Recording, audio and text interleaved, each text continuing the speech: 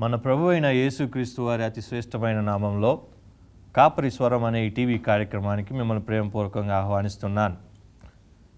గడిచిన కొద్ది వారాలుగా మనం దేవుని యొక్క సంపూర్ణ సంతోషం మన జీవితంలో ఉండాలంటే మనం చేయవలసిన అంశాల గురించి మనం ధ్యానిస్తూ మన జీవితాన్ని వాక్యానుసారంగా దేవునితో సత్సంబంధం కలిగి ఎలా జీవించాలనే అంశాలపైన మనం ధ్యానిస్తూ ఉన్నాం. ఈ వారం దేవుడు మనతో చక్కగా మాట్లాడబోతున్న మాట నిరీక్షణ కలిగి జీవించుట, లివింగ్ విత్ హోప్ అన్న మాట పైన మనం ధ్యానించుకుందాం. ఎన్నో పరిస్థితుల మధ్య, ఎన్నో విధి విధానాల మధ్య మనం రోజు మన జీవితాన్ని గడుపుతూ ఉంటాం. అందరూ అంటూ ఉంటారు, కొన్ని కాల్స్ వస్తూ ఉంటాయి, నా జీవితానికి ఒక నిరీక్షణ లేకుండా అయిపోతుంది. Brother, I don't have a hope. Where can I get this hope? I'm losing hope on my situation. I'm losing hope on my family problems. I'm losing hope on my financial troubles. I'm losing hope on everything. There is nothing left. నాకు ఇంకేం మిగలలేదు, చావు తప్ప అన్న ఒక స్థితికి వారు వచ్చినప్పుడు ఫోన్లు చేసి చెప్తా ఉన్నారు, నాకంటూ ఒక నిరీక్షణ లేకుండా అయిపోతుంది నా జీవితం. నాకు నిరీక్షణ కలుగుతుందా, లేకపోతే నాకు దేవుని దగ్గర ఏదైనా దొరుకుతుందా అని వాళ్ళు అడుగుతున్నప్పుడు ఎంతో బాధకరంగా ఉంటుంది. ఎందుకనగా వారు క్రైస్తవులే, కానీ దేవుని వాక్యానుసారమైన జీవితంతో ఉన్నప్పుడు దేవుడిచ్చే ఆ నిరీక్షణ మన హృదయ లోతుల్లో నాటబడినప్పుడు ఆ నిరీక్షణతో మనం పొందే ఫలం అత్యధికమైనది. ఈ రోజున ఆ నిరీక్షణ గురించి మనం జాగ్రత్తగా ధ్యానించుకుందాం. 1 కొరింథీయులకు రాసిన పత్రిక 13వ అధ్యాయం 13వ వచనం చదివినప్పుడు క్రైస్తవుని యొక్క జీవితంలో ఉండవలసిన 3 లక్షణాల గురించి క్షుణ్ణంగా రాయబడి ఉంది. అందులో ప్రాముఖ్యమైనది ఏంటంటే నిరీక్షణ కలిగి జీవించటం. 3 అంశాలు ఏమనగా అవి ప్రేమ, నిరీక్షణ, విశ్వాసము. ఈ 3 కలిగి ఒక క్రైస్తవుడు జీవించాలి. అందులో ప్రాముఖ్యమైనది నిరీక్షణ కలిగి జీవించుట. నిరీక్షణ అంటే ఆశతో కూడుకున్న జీవితం. అనగా ఒక దుప్పి నీటివాగుల కొరకు ఏ విధంగా అయితే తృష్ణగా ఉంటుందో, అనగా ఆశ పడుతుందో, ఆ నీటి బొగ్గల యొద్దకు వెళ్ళి తాగేంత వరకు దాని ఆశ తీరదు. అంత ఆశ కలిగి మనం జీవించాలి. అటువంటి ఆశనే నిరీక్షణ కలిగిన జీవితానికి సాదృశ్యంగా మనం తీసుకోవచ్చు. ఇటువంటి నిరీక్షణకు మూలాధారం ఏంటనగా విశ్వాసము. రోమీయులకు రాసిన పత్రిక 4వ అధ్యాయం 17వ వచనం చదివినప్పుడు ఈ నిరీక్షణకు మూలాధారం విశ్వాసం అని మనం చదవచ్చు. Proverbs chapter 23 and verse 18 it says, "For sure there is a hereafter and your hope will never cut off." అంటే మీ ఆశ భంగము కానేరదు అని తేటగా రాయబడి ఉంది. దేవుడు ఇక్కడ మనతో మాట్లాడబోతున్న మాట ఏంటంటే, మీరు ఇంతకాలం నుంచి ఎదురు చూస్తున్నారు చూసారా, అటువంటి ఆశలన్నిటికీ నేను సమాధానం చెప్పే రోజులు వచ్చాయి. ఇక మీదట మీరు మీ కుటుంబాల్లో సంతోషం ఉంటుంది. ఇక మీదట మీరు దేవునితో సత్సంబంధం కలిగి జీవిస్తారు. ఇక మీదట మీ కుటుంబాల్లో ఎటువంటి అలజడులు ఉండవు. కేవలం ఎందుకనగా దేవుడిచ్చు నిరీక్షణను మనం ఆ జీవితంలో కలిగి జీవించాలి. దేవుడిచ్చే ఆ నిరీక్షణ ఎటువంటిదై ఉంటుంది, దాని గురించి మనం ఈరోజు జాగ్రత్తగా ధ్యానించుకుందాం. రోమీయులకు రాసిన పత్రిక 5వ అధ్యాయం 3వ వచనం నుంచి 5 వచనాల వరకు చదివినట్లయితే, శ్రమ ఓర్పును, ఓర్పు పరీక్షను, పరీక్ష నిరీక్షణను కలుగుజేయునని ఎరిగి శ్రమల యందును అతిశయపడుదుము. ఎందుకనగా ఈ నిరీక్షణ మనలను సిగ్గుపరచదు, మనకు అనుగ్రహింపబడిన పరిశుద్ధాత్మ ద్వారా దేవుని ప్రేమ మన హృదయములలో కుమ్మరింపబడి ఉన్నది అని దేవుని వాక్యం సెలవిస్తూ ఉంది. మనం ఇదే విధంగా ధ్యానించదలుచుకున్నట్లయితే యోబు రాసిన గ్రంథము 19వ అధ్యాయం 10వ వచనం, కీర్తనలు 16వ అధ్యాయం 19వ వచనం, కీర్తనలు 39వ అధ్యాయం 7వ వచనం, 71వ అధ్యాయం 5వ వచనం, 119వ అధ్యాయం 147వ వచనం, విలాప వాక్యములు 3వ అధ్యాయం 26వ వచనం, రోమీయులకు రాసిన పత్రిక 4వ అధ్యాయం 18వ వచనం, రోమీయులకు రాసిన పత్రిక 5వ అధ్యాయం 3 నుంచి 5 వచనాలు, రోమీయులకు రాసిన పత్రిక 8వ అధ్యాయం 24వ వచనం, 1 కొరింథీయులకు రాసిన పత్రిక 13వ అధ్యాయం 13వ వచనం, 15వ అధ్యాయం 19వ వచనం, ఎఫెసీయులకు రాసిన పత్రిక 1వ అధ్యాయం 18వ వచనం, 4వ అధ్యాయం 4వ వచనం, కొలస్సీయులకు రాసిన పత్రిక 1వ అధ్యాయం 27వ వచనం, 1 తిమోతికి రాసిన పత్రిక 1వ అధ్యాయం 1వ వచనం, తీతుకు రాసిన పత్రిక 2వ అధ్యాయం 3వ వచనం, హెబ్రీయులకు రాసిన పత్రిక 6వ అధ్యాయం 18వ వచనం, హెబ్రీయులకు రాసిన పత్రిక 7వ అధ్యాయం 19వ వచనం, 1 యోహాను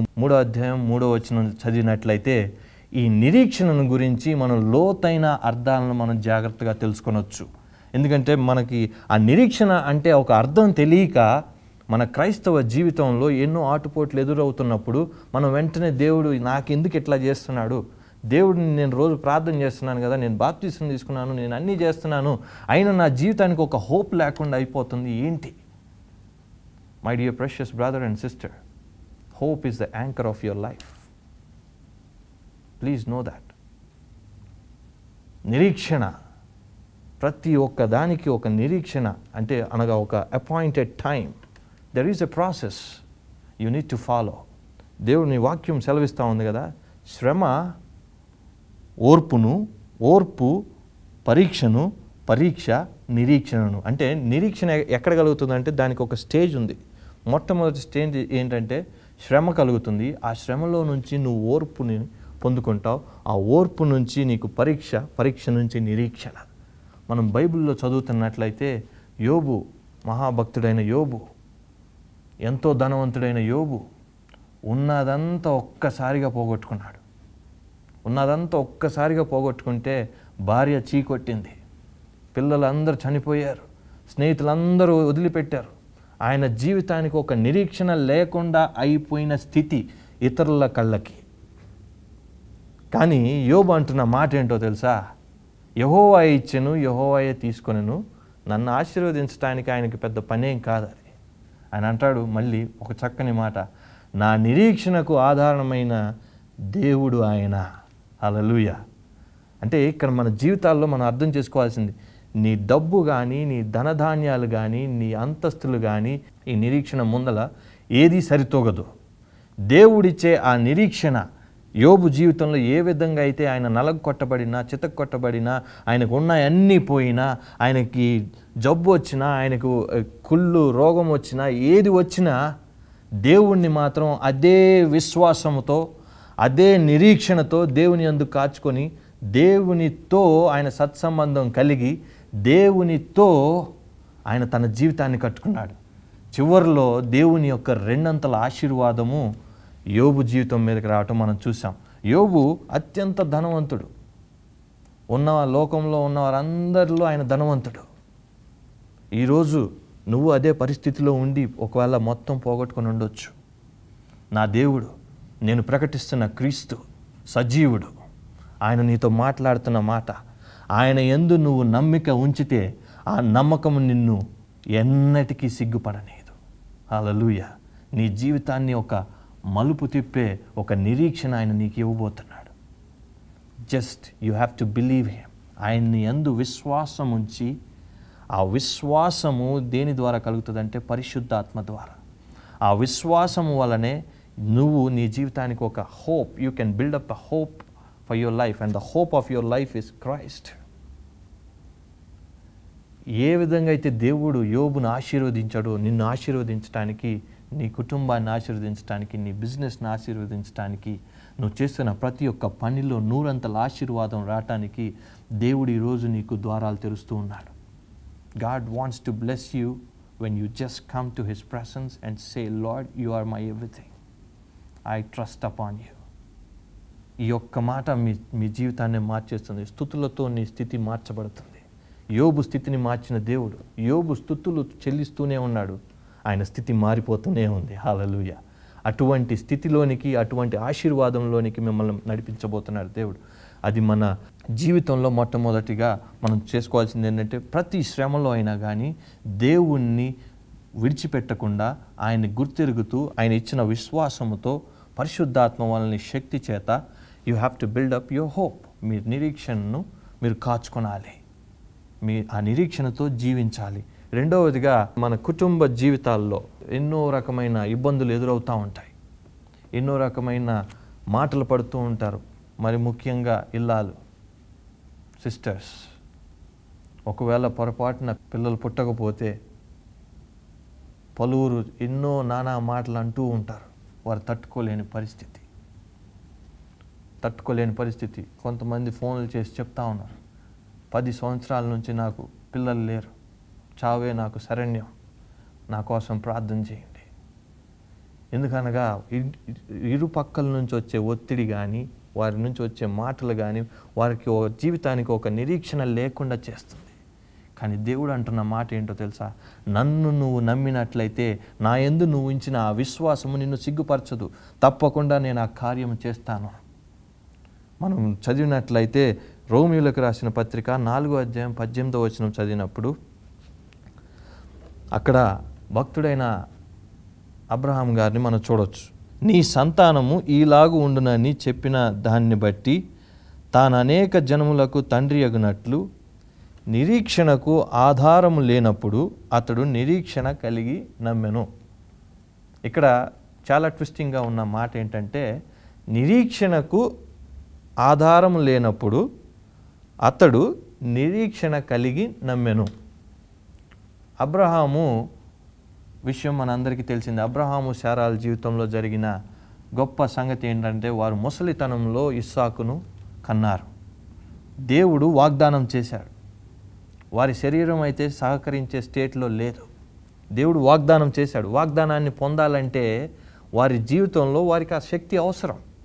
కానీ వారి శరీరం ఆ ఒక వాగ్దానాన్ని పొందుకోవటానికి శరీరపరంగా అయితే అర్హత లేదు. కానీ దేవుడు చేసిన వాగ్దానాన్ని నెరవేర్చుటకు శక్తి కలిగిన దేవుడు ఆత్మీయంగా ఏదైనా చేయగలడు. ఈ రోజున నువ్వు అదే స్టేట్లో ఉండొచ్చు. నీకు పెళ్లి జరిగి 15 సంవత్సరాలు, 20 సంవత్సరాలు, 10 సంవత్సరాలు, 5 సంవత్సరాలు, 1 సంవత్సరం, 2 సంవత్సరాలు, ఎన్ని రోజులైనా ఉండొచ్చు. నీకు గర్భఫలం లేకున్నట్లయితే ఒక్కసారి ఈ జరిగిన కార్యాన్ని ఒక్కసారి జ్ఞాపకం చేసుకో. వాగ్దానము చేసిన దేవుడు నమ్మదగినవాడు. తాను నమ్మిన ప్రజలను ఎన్నడూ సిగ్గుపరిచే దేవుడు కానే కాదు. నేను ప్రకటిస్తున్న నజరేయుడైన యేసు క్రీస్తు మృతుల్లో నుంచి సజీవుడిగా లేచిన దేవుడు. ఆయన చేతిలో ఉంది ప్రతి విధమైన power. He has the power to give you what ever you ask. cheer up my dear brother and sister. మీరు కోల్పోవచ్చు, ప్రతి విధమైన ఇబ్బందుల్లో మీరు ఆ ఒక కృంగదీయబడిన పరిస్థితుల్లో మీరు ఉండవచ్చు. కానీ ఈరోజు నా దేవుడు మీతో మాట్లాడుతున్న మాట, స్పష్టంగా మాట్లాడుతున్న మాట, మీరు నా మధ్యన ఉన్నారు గనుక, మీరు నా ఎడల విశ్వాసం ఉంచారు గనుక, మీ విశ్వాసము, ఆ నిరీక్షణ ఏదైతే మీకు కలిగిందో, మీరు శ్రమలన్నీ ఓర్చుకుంటున్నారు చూసారా, ఆ శ్రమలను బట్టి నేను మిమ్మల్ని ఆశీర్వదింతును, మీ గర్భ ఫలమును నేను తెరుతును. హల్లెలూయా.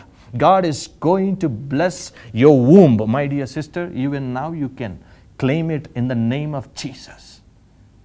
దేవుడు తప్పకుండా కార్యాలు చేస్తున్నాడు. మీ జీవితంలో తప్పకుండా దేవుడు ఆ కార్యం చేసి ఉన్నవాడుగా అనువాడుగా ఆయన ఒకసారి మరలా నిరూపించుకోబోతున్నాడు. ఎందుకనగా ఆయన నమ్మిన జనాల్ని, ఆయన యందు నిరీక్షణ కలిగిన జనాల్ని అంటున్నాడు కదా మాట, వారు ఎన్నటికీ సిగ్గుపడే పరిస్థితిలో దేవుడు నిన్ను తీసుకురాడు. ఎందుకంటే నువ్వు నమ్మింది రాజాదిరాజైన యేసు, మృతుల్లో నుంచి లేచిన దేవుడు. ఆయనకి మరణమే తలొగ్గింది. ఇవన్నీ నిన్ను సృష్టించిన దేవుడు నీ ద్వారా ఇతరులను సృష్టించలేడా? ఇతరులను పుట్టింపలేడా? It is possible. Everything is possible for those who believe upon the Lord. And nothing is impossible with God. If you just believe and start living with hope, and this hope will lead you to the eternal glory, and this hope will give you everything what you desire in your life. నిరీక్షణ ఈరోజు దేవుడు నీ జీవితంలో నుంచి కోరుకుంటున్న ఏకైక లక్షణం, ఒక ముఖ్యమైన లక్షణం, నువ్వు ఫలభరితమైన జీవితంలోనికి నడిపింపబడటానికి, నీ జీవితంలో ఒక సంపూర్ణ సంతోషంతో నువ్వు నింపబడటానికి ఒకటే ఒకటి మూలాధారం ఏంటంటే, నువ్వు నిరీక్షణ కలిగి దేవుని యందు ఎల్లప్పుడూ కనిపెడుతూ దేవుని వైపే చూస్తూ, ఆదాము ఏ విధంగా అయితే వాగ్దానము పొంది వాగ్దాన ఫలితాన్ని అనుభవించాడో, అటువంటి వాగ్దానం పొందిన నీవు కూడా ఫలితాన్ని అనుభవించడానికి అతి చేరువలోకి నిన్ను చేర్చగలిగింది నిరీక్షణ. నిరీక్షణ కలిగి, నిరీక్షణతోనే సాధ్యపడుతుంది. ఎందుకంటే నిరీక్షణ అనగా వేచి ఉండటం. ఆయన యందు నువ్వు వేచి ఉన్నప్పుడు దేవుడు తన కనురెప్పలు కానీ తన చిత్తాన్ని నీ వైపు, తన దృష్టిని నీ వైపు మళ్ళించి నీకు కావలసిన ప్రతి ఒక్క ఈవును దయచేస్తాడు. అంత గొప్ప శక్తి కలిగిన దేవుడు ఈరోజు నీ కుటుంబ పరిస్థితి, నువ్వు ఉంటున్న ఆ పరిస్థితిని మార్చగలిగిన శక్తి కలిగిన దేవుడు, సర్వశక్తి కలిగిన దేవుడు నా దేవుడు. నేను ప్రకటిస్తున్న క్రీస్తు, ఆయనలో జీవం ఉంది. నేను ప్రకటిస్తున్న క్రీస్తు పునరుత్థానుడు. ఆయన ఎటువంటి పరిస్థితులకైనా చాలిన దేవుడు. నీ పరిస్థితులన్నిటినీ నెమ్మదిపరిచి శాంతింపజేసి నీ జీవితంలో సంపూర్ణంగా సంతోషంతోనూ సంపూర్ణమైన ఆనందంతోనూ నిన్ను నింపి తన బిడ్డగా నిన్ను నిలబెట్టుకునే సమయం. నిరీక్షణ కలిగి నువ్వు జీవిస్తున్నప్పుడు నీ జీవితమే మారిపోతుంది. స్తుతులతో నువ్వు దేవుణ్ణి కొనియాడుతున్నప్పుడు ఆ స్తుతి నీ స్థితి మారుస్తుంది. ఎంతటి దిగజారిన స్థితి అయినా నీ స్తుతిలతో నీ స్థితిని నువ్వు మార్చుకునే శక్తి ఉంది. ఆ స్తుతులు చెల్లిస్తూ ఉన్నప్పుడు నిరీక్షణ కలిగి జీవిస్తూ ఉండాలి. Praise be to God. మూడో విషయంగా మనం చూస్తూ ఉన్నట్లయితే నాకు ఒక ఫోన్ కాల్ వచ్చింది. సిస్టర్, బ్రదర్, నేను భాషల్లో మాట్లాడుతాను, అన్య భాషల్లో. దేవుని పరిశుద్ధాత్మను పొందుకున్నాను, అన్నీ ఉన్నాయి, కానీ నాలో ఒక సమాధానం అనేది లేదు. ఏమంటారు, కారణం ఏంటి బ్రదర్ అన్నారు. నన్ను ఎందుకు అడుగుతున్నారమ్మా ఆ క్వశ్చన్ అన్నాను. అంటే ఐఎమ్ సీయింగ్ ద సేమ్, మీలో పరిశుద్ధాత్మ ఉంది, అన్నీ ఉన్నాయి, but you are happy and I'm not happy. What is the difference అన్న. I said I preach life. నేను జీవాన్ని ప్రకటిస్తాను. ఇంకొకటి, ఆ జీవ వాక్యం ఏదైతే చెప్తుందో దాని ప్రకారం ఉంటాం. ఆమె అంటా ఉంది, మరి నాకెందుకు జరగట్లేదు బ్రదర్ అంటే, నేను అడిగాను, మీరు దేనిలో అయినా ఉన్నారా సిస్టర్ అన్న. Yes brother, I'm loving a guy and this is a problem. అది మంచిదమ్మా. ఇవన్నీ చేస్తున్నప్పుడు అవన్నీ ఎందుకు అన్నాను నేను. ఇప్పుడు ఇవన్నీ చేస్తున్నప్పుడు అవన్నీ ఎందుకు, ఏదో ఒకటే చూస్ చేసుకోండి. ఆ ఒకటి చూస్ చేసుకున్నప్పుడు చాలు, అంత మిగతాదంతా సెట్ అయిపోతుంది అని చెప్పాను. అంటే వారు they are unable to understand the spiritual relation with God. అందరికీ సుపరిచితమైన ఒక పారబుల్, ఒక ఉపమానం మనకు తెలుసు. ఏంటంటే, ఒక దేశంలో ఒక తండ్రి ఉన్నాడు, అతనికి 2 కుమారులు ఉన్నారు. ఆ 2 కుమారుల్లో చిన్నవాడు తనకున్న ఆస్తిని అంతటి తీసుకొని వెళ్ళి పాడు చేస్తాడు. కానీ నాకు ఇక్కడ కనపడింది ఏంటంటే, ఈ ప్యాసేజ్ చదువుతున్నప్పుడు దేవుడు నాతో మాట్లాడుతున్న మాట, మీతో చెప్పదలుచుకున్న మాట. 15వ అధ్యాయం 18వ వచనం చదువుతున్నప్పుడు, తను అంతా కోల్పోయాడు, తండ్రి దగ్గర నుంచి తెచ్చుకున్నదంతా కోల్పోయాడు. పందులు తినే పొట్టుకు కూడా అర్హత లేని వాడిగా తయారయ్యాడు. ఒకప్పుడు అన్ని రాజభోగాలు అనుభవించి, ఒకప్పుడు అన్నీ ఉన్న స్థితి, వాళ్ళ తండ్రి దగ్గరే అంత పని మనుషులు ఉన్న స్థితిలో ఉన్న కుర్రోడు ఒక్కసారిగా వచ్చేసి ఇటువంటి స్థితిలో పడ్డాడు. ఎందుకంటే తాను తీసుకున్న decision, it was by his own decision he has come to such a state. ఆయన సొంతగా తీసుకున్నాడు కాబట్టి ఇట్లాంటి ప్రాబ్లమ్స్కి వచ్చాడు. ఎప్పుడైతే ఆ 18వ వచనంలో చదివినప్పుడు, ఎప్పుడైతే తన అంతరాత్మ బోధిస్తూ ఉంటుందో, తన అంతరాత్మ చెప్తూ ఉంటుంది, నువ్వు ఇలాంటివి చేస్తే నువ్వు మరలా నీకు ముందుగతి రానే వస్తుంది అని ఎప్పుడైతే తన అంతరాత్మ మొదలుపెట్టిందో మాట్లాడతాం, ఆ 18వ వచనంలో అంటాడు కదా, I will arise and go to my father. ఆయన నేను లేచి పందుల దగ్గరికి వెళ్తాను అనలేదు, లేకపోతే అక్కడికి వెళ్ళి ఆ పొట్టు దొరుకుతుంది అక్కడ ఆ కొట్టుకెళ్ళి, లేకపోతే ఆ బట్టల కొట్టుకెళ్ళి అక్కడ పని చేద్దాం, లేకపోతే ఇక్కడ ఈ కార్ల దగ్గరికి వెళ్ళి ఆ కార్లు కడుగుదాం, ఇట్లాంటి ఆలోచనలు ఏం పెట్టుకోలే. ఒకే ఒక్క తలంపుతో ఉన్నాడు, నేను లేచి నా తండ్రి దగ్గరికి వెళ్తాను. అప్పటిదాకా ఆ మద్యంలో తూగుతూ ఉన్నాడు, అప్పటిదాకా ఆ లోక స్నేహంలో ఉండి తోలుతా ఉన్నాడు. Today you have to take the decision to go to your father. అటువంటి ఇబ్బందుల్లో నుంచి దేవుడు మిమ్మల్ని తప్పకుండా బయటపడేస్తారు. ఎప్పుడంటే మీరు దేవుని దగ్గరికి వెళ్ళి ఆయన సన్నిధిలో మోకరించి, దేవా, నా నిరీక్షణకు ఆధారం నువ్వే, నా తండ్రివి నువ్వే, నువ్వు తప్ప నాకు ఇంకెవ్వరూ లేరు, నువ్వు చేయగలిగిన పని మాత్రమే నా పట్ల జరిగించు. నేను తీసుకున్న నిర్ణయాలు తప్పు, అటన్నిటిని కరెక్ట్ చేసుకోవటానికి నాకు ఒక్కసారి ఛాన్స్ ఇవ్వండి అని మీరు అడిగినట్లయితే నా దేవుడు నమ్మదగిన దేవుడు. మీరు అడుగుతున్న ప్రతి ఒక్క ప్రార్థన ఆయన చెవులకు వెళ్ళి యోహాను సువార్త 14వ అధ్యాయం 14వ వచనం ప్రకారం మీరు ఏదైతే అడుగుతారో, మీరు క్షమాపణ అడిగితే క్షమాపణ, ఏదైనా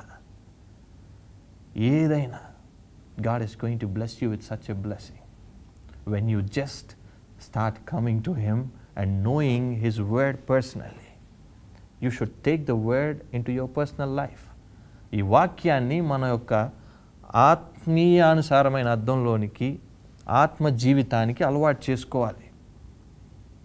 అప్పుడు దేవునితో మనం కట్టబడతాం, దేవుని ఆత్మతో నడపబడతాం. ఇంత గొప్ప నిరీక్షణ, ఇటువంటి నిరీక్షణ, నా తండ్రి దగ్గరికి వెళ్తే నన్ను చేర్చుకుంటాడా లేదా అన్న ఒక డౌట్లో ఉన్నట్టయితే దేవుని వాక్యం సెలవిస్తూ ఉంది, నువ్వు తీసుకునే ఆ first step, it will make your father to come 100 steps ahead for you. ఆయన వేచి చూస్తూ ఉన్నాడు, నా వైపు వీరి కన్నులు ఎప్పుడు తిరుగుతాయి, వీరు ఎప్పుడైతే నా వైపు చూస్తారో నేను వెంటనే వారిని ఆశీర్వదించడానికి రెడీగా ఉన్నానని ఆయన వేచి చూస్తూ ఉన్నాడు. నువ్వు దేనికోసం వేచి చూస్తూ ఉన్నావు? నువ్వు ట్రయల్స్ చేస్తూ ఉన్నావు, నువ్వు అన్నీ చేస్తూ ఉన్నావు, కానీ దేనిలో సక్సెస్ అవ్వలేకపోతున్నావు. కేవలం ఎందుకంటే దేవుని పట్ల విశ్వాసం ఉందా లేదా, ఆ విశ్వాసం వల్ల నీకు నిరీక్షణ ఉందా లేదా. ఈ రెండు మన జీవితాల్లో సాధ్యపడాలంటే పరిశుద్ధాత్మ శక్తి అనుభవం నీలో ఉందా లేదా. అక్కడ అంటున్న మాట ఏంటంటే, మన హృదయంలో ఇది కుమ్మరింపబడి ఉన్నది. ఏమిటంటే పరిశుద్ధాత్మని యొక్క దేవుని ప్రేమ. దేవుని ప్రేమ ఏంటంటే మన జీవితంలో ఆ కృపను పొందుకొని, ఈ నిరీక్షణ అనేది ఒక గొప్ప కృప మన జీవితంలో అందరికీ సాధ్యపడదు. కానీ సాధ్యం చేయగలిగిన దేవుడు తన పరిశుద్ధాత్మ ద్వారా మన జీవితాల్లో సాధ్యపరుస్తున్నాడు. ఎందుకంటే you are believing according to your belief, let it be. ఈ రోజున నీ నిరీక్షణ దేవునికి మన జీవితంలో ఒక ముఖ్యమైన లక్షణం అది. ఆ లక్షణాన్ని కలిగి మనం జీవిస్తూ ఉన్నప్పుడు దేవుడు ఎన్నో మేళ్లకు, ఆశీర్వాదాలకు ద్వారాలు తెరుస్తూ ఉన్నారు. మీరు ఇటువంటి నిరీక్షణ కలిగిన జీవితంలో, ఫలభరితమైన జీవితంలో ఉంటూ మన కుటుంబ పరిస్థితులైనా, మన ఆత్మీయ పరిస్థితి అయినా, లేకపోతే మనం చేసే బిజినెస్లో అయినా ఏదైనా దేవుని యందు విశ్వాసము కలిగి ఆయన ఇచ్చే ఆ కృపా సమృద్ధిలోనికి నడిపింపబడాలంటే దేవుని యందు నిరీక్షణ కలిగి జీవించాలి. నిరీక్షణ ఎక్కడైతే ఉంటుందో అక్కడ ఫలభరితమైన జీవితానికి పునాది వేయబడుతుంది. అక్కడ నుంచి అంత ఫలితమే కానీ ఎక్కడ క్వశ్చన్ అనేది ఉండదు. ఎందుకనగా మనం అబ్రహాము జీవితంలో చూసాము, యోబు జీవితంలో చూసాము, అలాగే తప్పిపోయిన కుమారుని జీవితంలో చూసాము. వారందరూ ఫలించినప్పుడు ఈనాడు నీ నిరీక్షణ కూడా ఫలభరితంగా మార్చబడుతుంది. cheer up. God loves you and God wants to see you victorious over everything. ఒక ఫలభరితమైన జీవితం ఏంటంటే అది ఒక విజయ జీవితానికి పునాది సాదృశ్యము. ఈ రోజున దేవుడు మిమ్మల్ని ఎంతో ప్రేమగా ఆయన మాట్లాడుతున్న మాట, ఇంత గొప్ప నిరీక్షణ. 1 యోహాను 3వ అధ్యాయం 3వ వచనం చదివినట్లయితే, ఆయన యందు ఈ నిరీక్షణ పెట్టుకొనిన ప్రతి వాడును ఆయన పవిత్రుడై ఉన్నట్టుగా తన్ను పవిత్రునిగా చేసుకొనును. ఇట్లాంటి నిరీక్షణ, శ్రమ వలన ఓర్పు, ఓర్పు వలన పరీక్ష, పరీక్ష వలన నిరీక్షణ, ఈ ప్రాసెస్లో కలిగిన నిరీక్షణ ఏం చేస్తుందంటే మనం దేవుడు ఏ విధంగా అయితే పవిత్రుడై ఉన్నాడో అటువంటి పవిత్రతలోనికి మనం నడిపించి మనల్ని పవిత్రులుగా చేస్తుంది. హెబ్రీయులకు రాసిన పత్రిక 6వ అధ్యాయం 19వ వచనం చదివినట్లయితే ఇట్లాంటి నిరీక్షణ మనకు దేవుని యొద్ద నుంచి కలిగిన నిరీక్షణ అది ఎటువంటిదంటే నిశ్చలమును స్థిరమునై మన ఆత్మకు లంగరునై ఉన్నది అని ఉంటుంది.